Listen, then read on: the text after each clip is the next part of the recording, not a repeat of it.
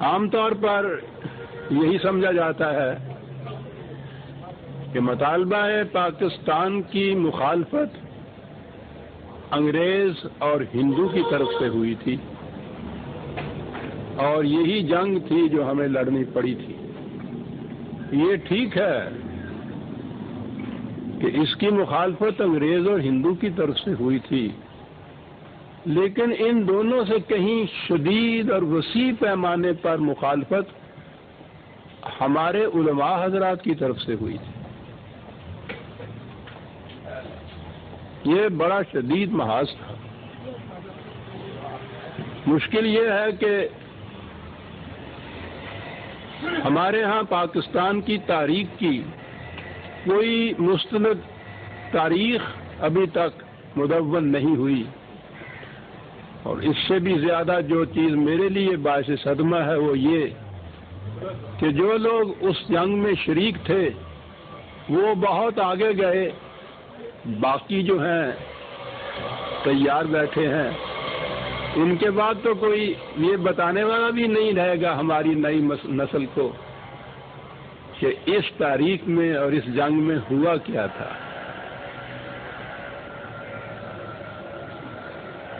میں سمجھتا ہوں کہ ہماری نئی نسل کو تو آج یہ بھی یاد نہیں ہوگا کہ جو میں ابھی نام لے رہا ہوں ان کی اہمیت کیا تھی۔ یہ محاذ جو میں نے کہا ہے علماء کرام کی طرف سے بڑھتا ہوا، ذرا ذہن میں رکھیے کہ اس میں شخصیتوں کے اگر نام آپ لینا چاہتے ہیں تو یہ وہ لوگ تھے کہ جو اسلام کے مینار سمجھا جاتے تھے، ہندوستان ہی میں نہیں بلکہ پورے عالم اسلام میں ان کی شہرت تھی اور چرچا تھا۔ امام الہند مولانا ابوالکلام آزاد، دارالعلوم دیوبند کے شیخ الحدیث مولانا حسین احمد مدنی، جمعیت العلماء ہند کے مولانا مفتی کفایت اللہ، مولانا احمد سعید، سید عطا اللہ شاہ بخاری، اور اگر یہ تنظیموں کے اعتبار سے دیکھیے تو دارالعلوم دیوبند کے تمام علماء اور ان کے معتقدین صرف چند ایک تھے جو شروع میں تائید میں آئے تھے مسلم لیگ کی، ورنہ سب مخالف تھے، دیوبند کے حنفی بھی، بریلوی حنفی بھی، مجلس احرار، ابھی جو میں نے سید عطا اللہ شاہ بخاری کا شاید نام لیا ہے، ایک جمعیت انصار تھی انہی کی، اور سب سے زیادہ جماعت اسلامی۔ یہ پورے کے پوری اتنی اکثریت کے ساتھ یہ محاذ اکٹھا بنائے ہوئے تھے پاکستان کے مطالبہ کے خلاف۔ ہمارا عوام، بلکہ میں کہتا ہوں پوری قوم مذہب زدہ ہے، مذہب پرست ہے۔ مذہب کے نام پہ جو چیز ان کے سامنے پیش کی جاتی ہے اس کا بڑا اثر ہوتا ہے، اور مذہب کے علم بردار اور نمائندگان تو یہی حضرات سمجھی جاتے اس وقت بھی آج بھی۔ تو آپ غور کیجئے کہ جب قریب قریب مذہب کے یہ تمام علماء کرام ایک طرف اکٹھے ہوں مخالفت میں، اور ان کے پروپیگنڈا کی مشینری کی یہ کیفیت ہو کہ پورے ملک میں ہر شہر میں، ہر گاؤں میں، شہر کے ہر محلے میں، محلے کی ہر گلی میں ایک ہی نہیں دو دو چار چار مسجدیں ہوں، اور وہ مسجدیں ان کے پروپیگنڈے کا مرکز ہوں۔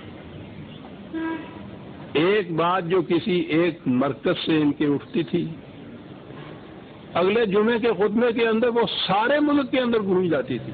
دنیا کی کوئی سلطنت ایسی نہیں ہے جس کے ہاں پروپیگنڈے کی اس قدر منظم اور پھیلی ہوئی مشینری موجود ہو اور اس پہ ایک پیسہ خرچ نہ کرنا پڑے۔ پھر ان کے ہاں فتویٰ یہ تھا کہ زندگی کی اہم ضروریات کے لیے جھوٹ بولنا نہ صرف جائز ہے بلکہ واجب ہو جاتا ہے۔ یہ مودودی صاحب کا فتویٰ تھا، جھوٹ بولنا واجب ہو جاتا ہے۔ یہ کس قسم کے جھوٹ سے جو بولے جاتے تھے اس کی ایک مثال ملاحظہ فرمائیے قائد اعظم علیہ الرحمہ کی شادی ایک پارسی خاتون سے ہوئی تھی. وہ بڑی ایک اہم بات ہے، سارے ملک میں اس کا چرچا ہوا تھا.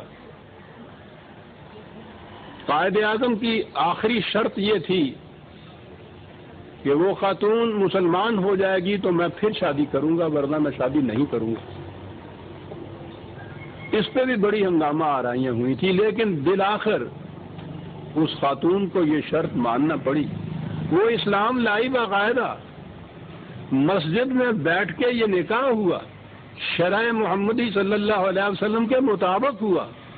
نکاح نامہ آج بھی وہ موجود ہے. یہ خبر اخباروں میں بھی شائع ہوئی، لیکن